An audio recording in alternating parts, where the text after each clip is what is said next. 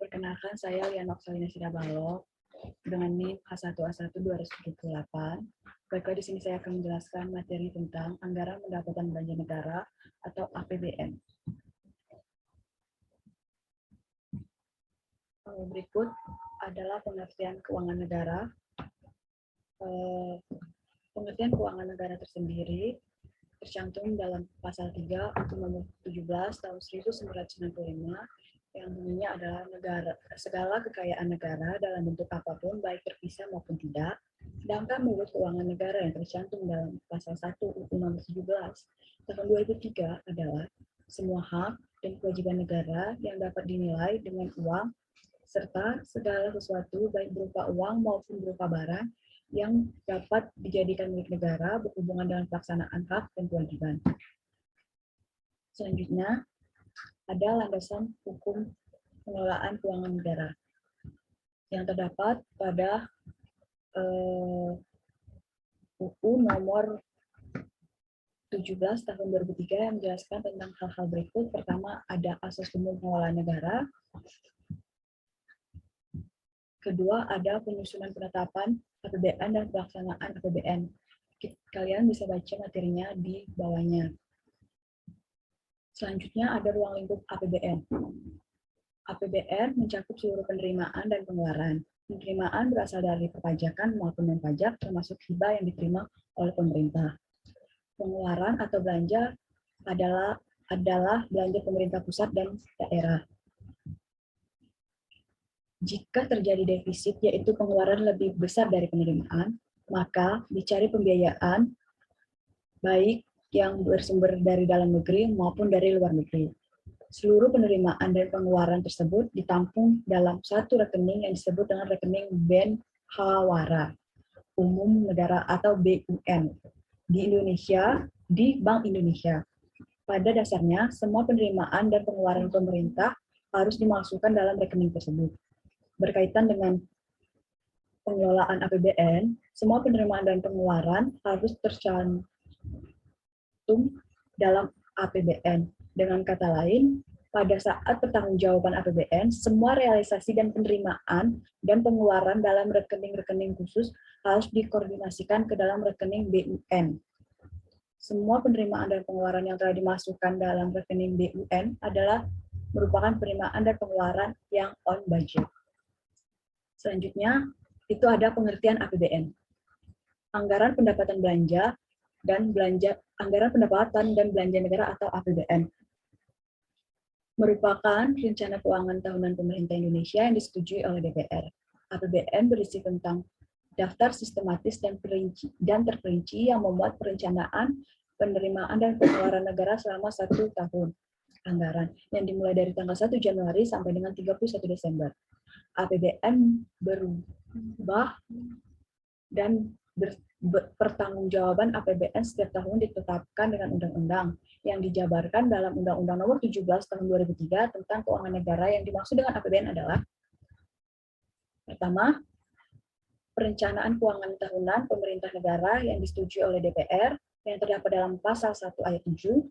Kedua, terdiri atas anggaran pendapatan, anggaran belanja, dan anggaran pembiayaan terdapat dalam pasal 11 ayat 2. Ketiga, meliputi masa 1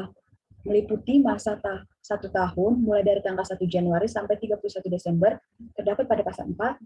Keempat, ditetapkan setiap tahun dengan Undang-Undang pasal 11 ayat 1. Kelima, mempunyai fungsi otorisasi, perencanaan, pengawasan, alokasi, distribusi, dan stabilisasi. Berikut adalah fungsi APBN. APBN merupakan instrumen yang mengatur pengeluaran dan pendapatan negara dalam rangka membiayai pelaksanaan kegiatan pemerintah dan pembangunan dalam mencapai pertumbuhan ekonomi, meningkatkan pendapatan nasional, mencapai stabilitas perekonomian, dan menentukan arah serta prioritas pembangunan secara umum. Pendapatan surplus dapat digunakan untuk membiayai belanja publik tahun fiskal berikutnya. Berikut fungsi APBN sebagai: pertama, ada otorisasi. Sebagai otorisasi di mana anggaran negara menjadi dasar untuk melaksanakan pendapatan dan belanja pada 1 tahun yang bersangkutan. Kedua, fungsi perencanaan sebagai perencanaan dan pedoman bagi manajemen untuk merencanakan kegiatan pada tahun bersangkutan. Ketiga itu ada fungsi pengawasan, di mana sebagai pengawasan agar anggaran yang ada dapat digunakan untuk mengurangi pengangguran dan pemborosan sumber daya. Keempat ada fungsi distribusi, agar anggaran dapat didistribusikan dengan baik dan memperhatikan unsur keadilan dan kepatuhan. Kelima ada fungsi stabilisasi, di mana sebagai upaya untuk memelihara dan mengupayakan keseimbangan fundamental perekonomian.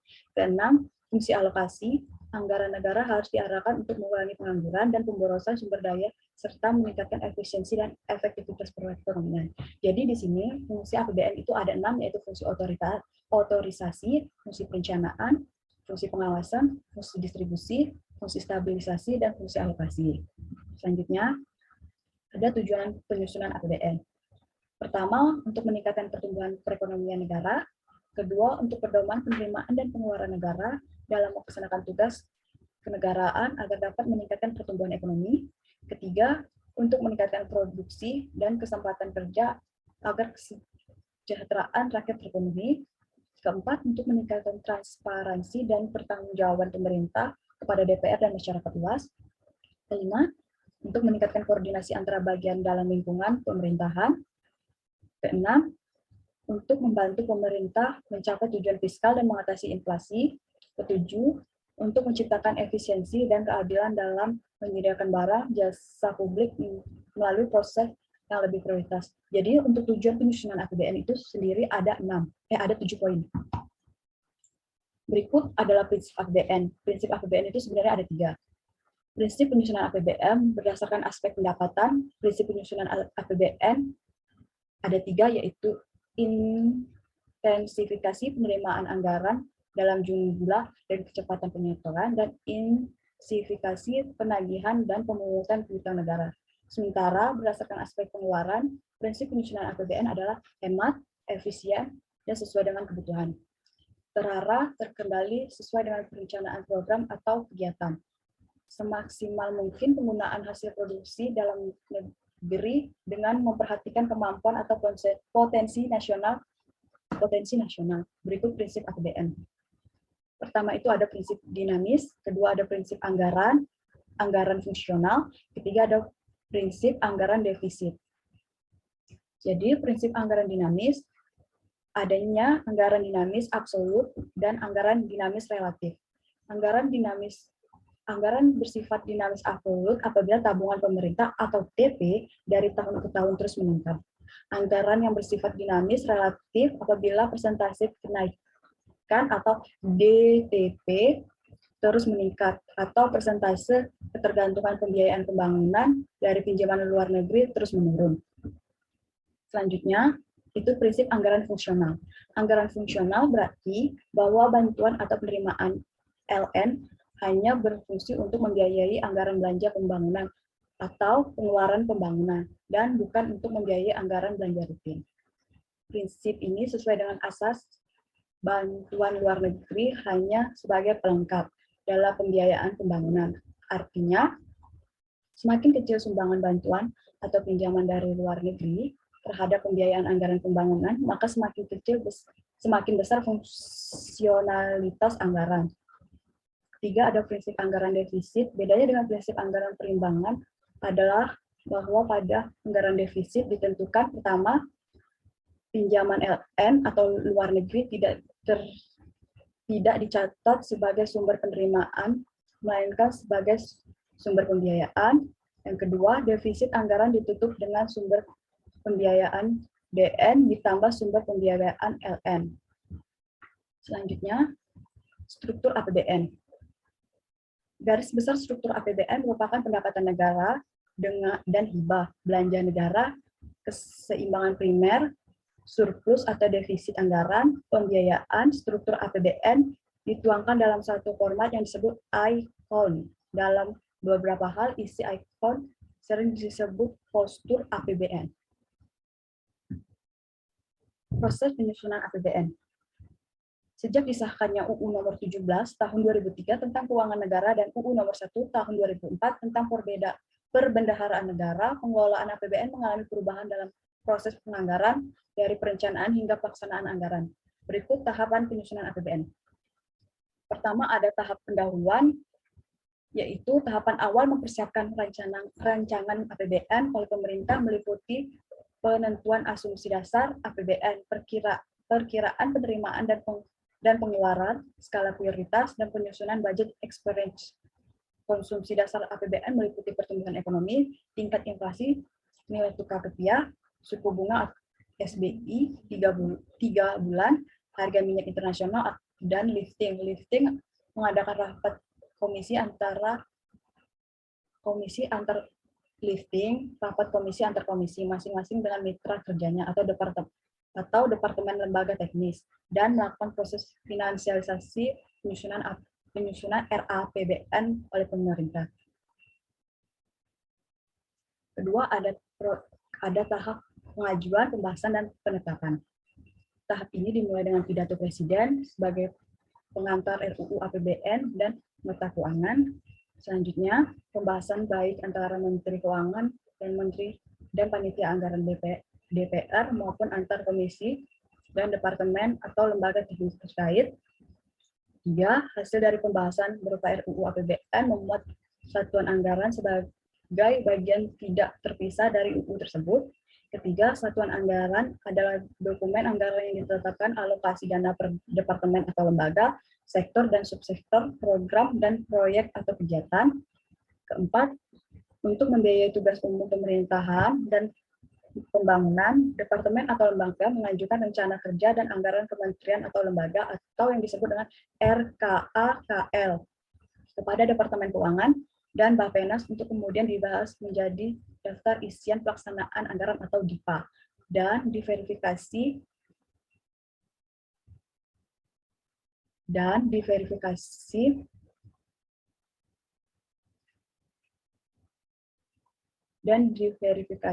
sebelum proses pembayaran. Proses ini harus diselesaikan dari Oktober hingga Desember. Kelima, dalam pelaksanaan APBN dibuat petunjuk berupa keputusan Presiden atau Kepres sebagai pedoman pelaksanaan APBN. Dalam melaksanakan pembayaran, kepala kantor atau pemimpin proyek masing-masing kementerian dan lembaga mengajukan surat permintaan pembayaran kepada kantor wilayah perbendaharaan negara atau KPPN. Ini bagian mekanisme penyusunan APBN di mana pemerintah Presiden membuat nota keuangan yang diajukan kepada DPR. Nanti dari DPR akan diadakan rapat jika rancangan APBN atau nota keuangan itu diterima, maka APBN akan menjadi APBN atau UU. Terus akan dikembalikan untuk dilakukan pelaksanaannya. Dari sini ini sudah bisa disebut, jika diterima sudah bisa disebut dengan rancangan anggaran pendapatan belanja negara. Kemudian penyusunan RAPBN dalam bentuk nota keuangan. Jika ditolak, maka akan menggunakan RAPBN pada tahun yang lalu. Berikut bagian mekanisme penyusunan APBN jika berdasarkan bulannya, bisa dilihat lagi dengan jelas. Ini adalah contoh bagian anggaran pendapatan negara pada tahun 2018, 19, dan 20. Ini sumbernya dari Menteri Keuangan. Ini penjelasan sumber penerimaan. Pertama ada pajak dalam negeri yang meliputi beberapa sumber perpajakan, di antara pajak penghasilan atau PPH, pajak pertambahan nilai atau PPN, pajak penjualan atas barang mewah, materai seperti barang mewah, materai, pajak seperti materai, pajak bumi dan bangunan atau PBB, cukai dan pajak lainnya. Terus yang kedua itu ada pajak penghasilan, adalah pajak yang dikenakan atas penghasilan baik perorangan maupun instansi dan badan usaha. Terus selanjutnya ada pajak pertambahan nilai atau sering disebut dengan PPN, biasanya dibebankan pada konsumen layaknya terhadap barang atau jasa yang dibeli, tetapi tidak secara langsung, melainkan bayar melalui pedagang atau pengedar barang yang dibeli. Selanjutnya ada pajak penjualan atas barang mewah, adalah pajak yang dikenakan pada barang yang tergolong mewah kepada produsen yang mengalihkan atau pajak yang dibebankan dalam kegiatan dagang dalam negeri. Terus ada pajak bumi dan bangunan atau disebut dengan PBB, adalah pajak yang ditanggung atas tanah dan bangunan. Pajak itu dikenakan karena adanya keuntungan atau kedudukan sosial ekonomi yang lebih baik karena hak atas tanah dan bangunan yang sudah ditempati. Dan untuk tarif PBB yang dikenakan atas objek pajak adalah tarif sebesar 0,5%, berbeda dengan pajak lainnya seperti perkebunan, kehutanan, pertambangan, dan lainnya. Lalu ada biaya perolehan hak atas tanah dan bangunan merupakan pemungutan dari perolehan hak atas tanah dan bangunan. Selanjutnya ada cukai, merupakan pungutan yang dikelola oleh negara dan diberlakukan pada barang-barang tertentu yang dimana barang-barang ini memiliki sifat karakteristik yang sesuai dengan ketentuan undang-undang terkait cukai. Barang yang termasuk dalam cukai itu ada etanol, etil, alkohol atau alkohol murni, minuman dengan kadar alkohol 5%, tembakau yang termasuk rokok, cerutu, sigaret, dan lainnya. Pajak perdagangan internasional adalah semua penerimaan negara yang berasal dari pendapatan biaya masuk atau impor dan pendapatan biaya keluar atau ekspor. Yang terdiri atas biaya masuk merupakan pajak lalu lintas barang yang dipungut atas masuknya barang dari luar negeri ke Indonesia. Sedangkan pajak ekspor merupakan pajak yang akan dikenakan oleh pemerintah untuk suatu kegiatan barang ekspor, yang artinya yang dari Indonesia akan diekspor keluar. Lalu ada penerimaan bukan pajak yang meliputi penerimaan sumber daya alam, pendapatan dari kekayaan yang dipisahkan, penerimaan bukan pajak lainnya, dan pendapatan badan layanan umum. Selanjutnya ada penerimaan sumber daya alam yang berasal dari pertambangan non-minyak bumi, perkebunan, dan perikanan. Selanjutnya masih dengan penjelasan sumber penerimaan negara, itu ada pendapatan dari kekayaan negara yang dipisahkan, merupakan pemisah kekayaan negara dari anggaran pendapatan dan belanja negara atau APBN untuk dijadikan penyertaan modal negara pada BUMN. Untuk selanjutnya, pembinaan dan pengelolaan tidak lagi didasarkan pada sistem APBN. Terus penerimaan bukan pajak lainnya, yaitu penerimaan dari hal-hal luar pajak seperti pertambangan umum, panas bumi, retribusi daerah. Selanjutnya, ada pendapatan Badan Layanan Umum atau BLU, merupakan instansi pemerintah yang menyediakan barang dan jasa yang bersetujuan langsung dengan masyarakat.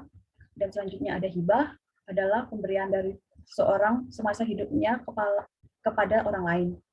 Sesuatu yang dihibahkan dapat berupa barang, barang-barang bergerak, dan barang-barang tidak bergerak seperti properti dan hibah tanah. Berikut ada tabel realisasi pengeluaran negara yang bisa dilihat ini dari tahun 2018, 19, dan 2020. Realisasi pengeluaran, penjelasan dari realisasi pengeluaran negara, itu pertama ada pengeluaran pemerintah pusat dapat didefinisikan sebagai semua pengeluaran negara untuk membiayai pembangunan dan tugas umum. Lalu ada belanja kementerian dan lembaga, itu sendiri meliputi belanja pegawai, belanja barang, belanja modal, bunga uang, belanja subsidi, belanja hibah, dan lain-lainnya. Yang ketiga ada belanja non-kementerian dan lembaga meliputi belanja subsidi non-energi seperti subsidi raskin, subsidi pupuk, subsidi benih, dan yang lainnya masih banyak lagi, bisa dibaca. Keempat, ada pengeluaran untuk daerah, adalah dana bantuan yang diberikan oleh pemerintah pusat untuk pemerintahan daerah yang nantinya akan dikelola oleh pemerintahan daerah. Yang kelima ada transfer ke daerah, adalah bagian dari belanja negara dalam rangka mendanai pelaksanaan desentralisasi fiskal berupa dana perimbangan, dana otonomi, dana khusus, dan dana penyesuaian. Selanjutnya ada dana perimbangan, adalah dana yang bersumber dari pendapatan APBN yang dialokasikan kepada daerah untuk mendanai kebutuhan daerah dalam rangka pelaksanaan desentralisasi. Lalu ada dana insentif daerah, merupakan salah satu dana transfer umum dari pusat yang dialokasikan untuk memberikan insentif atau penghargaan kepada daerah atas kinerja pemerintah daerah dalam perbaikan atau pencapaian kinerja di bidang tata kelola keuangan daerah. Selanjutnya, ada penjelasan realisasi pengeluaran, yaitu dana otonomi khusus dan dana otonomi istimewa atau DIY. Adalah dana yang dialokasikan untuk membiayai pelaksanaan otonomi khusus suatu daerah. Lalu ada dana desa yang didefinisikan sebagai dana yang bersumber dari APBN yang diperuntukkan bagi desa yang ditransfer melalui APBD kabupaten atau kota dan digunakan untuk membiayai penyelenggaraan pemerintah, pelaksanaan pembangunan, pembinaan kemasyarakatan dan pemberdayaan masyarakat.